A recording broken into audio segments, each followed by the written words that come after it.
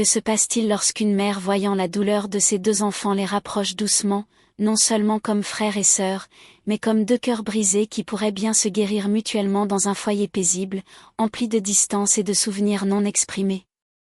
Une simple demande déclenche un voyage inattendu de connexion, de confiance et de quelque chose de plus profond que ce qu'ils avaient tous deux anticipé. Ils participaient rarement au dîner sans ses écouteurs.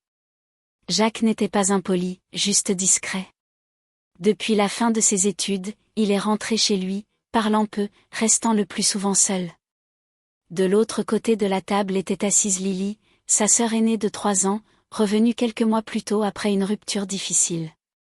Bien qu'ils partagent le même toit, ils étaient comme deux étrangers dans un lieu familier, provoquant soigneusement l'émotion comme si elle était un terrain dangereux. Sarah remarqua qu'en tant que mère, elle n'avait pas besoin de mots pour exprimer le froid qui régnait. C'était subtil mais douloureux. Il n'y avait pas de dispute, pas de cris. Seul le silence s'étendait entre eux comme un pont fragile. Personne n'osait le traverser. Elle voulait réparer cela, pas seulement pour eux, mais parce qu'elle voyait combien ils étaient seuls tous les deux et combien ils pourraient être plus légers s'ils se regardaient différemment. Non pas comme des frères et sœurs encablés par une douleur inexprimée, mais comme deux êtres humains avides de connexion.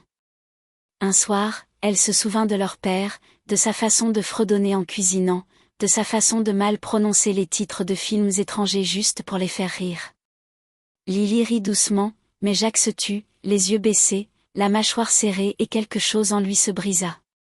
Pour la première fois depuis des années, Sarah vit ses yeux s'embuer. Il ne parla pas. Il se leva simplement et quitta la pièce. Plus tard dans la soirée, Sarah s'assit à côté de lui sur le porche. Elle ne lui demanda pas ce qu'il pensait. Elle dit plutôt, Lily rêve encore de lui. Elle pense qu'il serait fier d'elle si elle pouvait juste arrêter de souffrir. Jacques ne répondit pas mais il ne partit pas non plus. Elle se pencha doucement vers lui. Vous portez tous les deux tant de charges. Peut-être n'êtes-vous pas censé les porter seuls. Il la regarda, croisant enfin son regard. Et elle continua. Je ne te demande pas d'être proche. Sois juste présent. Parle-lui. Écoute, ça pourrait l'aider. Ça pourrait t'aider. Jacques hésita. Sa relation avec Lily avait toujours été compliquée. Pas mauvaise, juste éloignée. Elle était l'aînée, sûre d'elle, ambitieuse. Lui était plus calme, réservé, souvent incompris. Quand elle est partie à l'université, ils ont arrêté de parler. À son retour, c'était comme si elle avait emporté sa tristesse avec elle et ne voulait laisser personne entrer.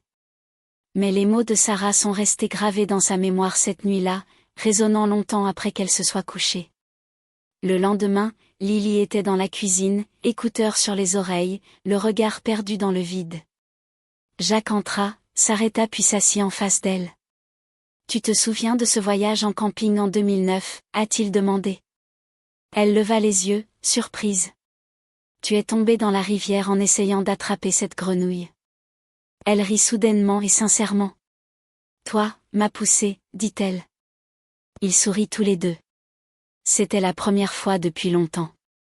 Alors que ce n'était pas une avancée majeure. Mais il y avait quelque chose, un quart de tour. Cette nuit-là, Sarah l'a remarqué. Le silence était toujours là, mais plus doux maintenant, moins comme un mur et plus comme une pause. Elle n'insista pas, elle laissa faire parce que parfois l'amour ne commence pas par de grands gestes. Parfois, il commence par se souvenir de la grenouille. Sarah attendit que la maison soit silencieuse. Elle trouva Jacques dehors, les mains dans les poches, le regard perdu dans le jardin. Elle n'apporta pas de bavardage. Au contraire, elle parla doucement. « J'ai à te dire quelque chose à propos de Lily. » Jacques se tourna légèrement, alerte mais prudent. « Elle ne va pas bien, » dit Sarah. « Elle porte plus qu'elle ne le laisse paraître. Quand elle est revenue ici, elle n'a pas seulement laissé derrière elle une relation brisée, elle a laissé derrière elle une version d'elle-même qu'elle ne reconnaît plus. » Jacques fronça les sourcils. Il ne savait pas quoi répondre. Alors, il garda le silence. « Je vous vois passer l'un à côté de l'autre comme des ombres. Je ne vous demande pas de la soigner. Je pense juste que vous avez plus besoin l'un de l'autre que vous ne le pensez. Le lendemain matin, Jacques s'attarda dans la cuisine. Lily entra. Surprise de le voir encore là, il lui demanda si elle voulait aller se promener. Elle cligna des yeux, incertaine, puis hocha lentement la tête. C'était la première fois qu'ils quittaient la maison ensemble depuis leur enfance sans leur mère. Au début, ils parlèrent peu, puis elle parla du parc qu'ils fréquentaient, celui avec la vieille balançoire et le citronnier qui ne donnait jamais de fruits. Il sourit à ce souvenir et ajouta son propre détail, comment il glissait des bonbons dans son sac, juste pour la voir faire semblant de ne pas savoir. Cela la fit rire. Au cours des jours suivants, ces petits échanges s'intensifièrent. Ils parlèrent de tout, sauf de l'évidence. Musique, souvenirs aléatoires, même leur aversion commune pour les carillons éoliens bruyants de leurs voisins. Il n'y avait aucune pression, juste une aisance tranquille qui commençait à se créer entre eux. Puis un après-midi, Lily s'ouvrit un peu plus. Ce n'était pas seulement la rupture, dit-elle. C'était moi. Je me suis perdue dans quelqu'un qui ne m'avait jamais vraiment vue. Jacques hocha la tête, l'écoutant. Je comprends. Essaie de suffire à quelqu'un qui regarde déjà au-delà de toi. Elle le regarda, surprise par la profondeur de sa réponse. Il ne parlait jamais comme ça. Il poursuivit. Moi aussi, je pensais trouver quelque chose, mais ça m'a juste fait rapetisser. Cette vulnérabilité partagée eut un effet tacite. Elle réécrivit les règles tacites qui les maintenaient autrefois à distance. Ils n'essayaient pas de se réparer l'un l'autre. Ils apprenaient juste à être présents. Et dans cette présence, la confiance revint discrètement. Un soir, Lily leur prépara un thé à tous les deux sans demander son avis. Jacques, à son tour, posa un livre qu'elle avait un jour mentionné vouloir lire. Ils n'en parlèrent pas mais ce geste en dit long. Sarah le remarqua. Elle ne dit rien, mais elle sourit en arrière-plan. Le poids entre eux s'allégeait. Ce n'était pas encore de l'amour au sens romantique du terme et il n'avait pas besoin d'être défini. C'était du réconfort, un lien ravivé, une chaleur qu'aucun des deux ne s'attendait à trouver l'un chez l'autre. Pour la première fois depuis des années, Jacques resta dans la pièce plus longtemps que nécessaire. Lily ne recula pas aussi vite et Sarah, dans sa sagesse tranquille, savait que quelque chose de rare était en train de s'épanouir, de stable, de doux et de profondément humain. Jacques était dans le couloir lorsqu'il entendit un bruit aigu, étouffé comme quelqu'un qui essaie de retenir ses larmes. Il suivit le son et trouva Lily recroquevillée sur le sol, près de la porte de la buanderie, les bras serrés autour de ses genoux. Sa respiration était courte. Sans un mot, il s'assit à côté d'elle. Il ne posa pas de questions. Il n'essaya pas de raisonner. Il posa simplement sa main doucement sur la sienne, la rapprochant de sa présence. Les minutes passèrent. Sa respiration ralentit. Elle ne le regarda pas mais ne s'écarta pas. Finalement, elle murmura, « Je déteste être encore aussi brisée. » Il attendit avant de répondre.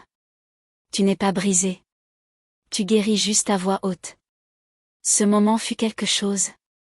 Dès lors, leur lien s'approfondit d'une manière qu'aucun d'eux n'attendait.